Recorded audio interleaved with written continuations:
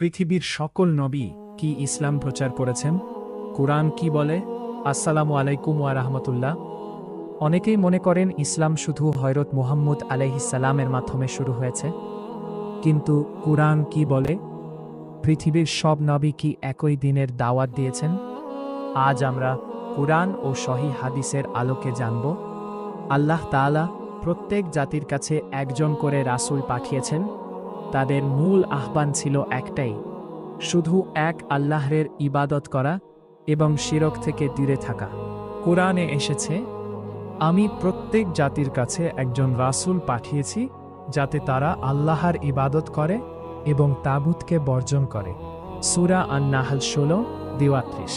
হযরত নূহ ইব্রাহিম মুসা ঈসা সকল নবী মানুষকে এক আল্লাহর দিকে আহ্বান করেছেন। হযরত ইব্রাহিম কে কোরআনে মুসলিম বলা হয়েছে, অর্থাৎ তিনি আল্লাহর কাছে আত্মসমর্পণকারী ছিলেন। আর হযরত মুহাম্মদ আলাইহিস সালাম সেই একই দিনের সর্বশেষ নবী।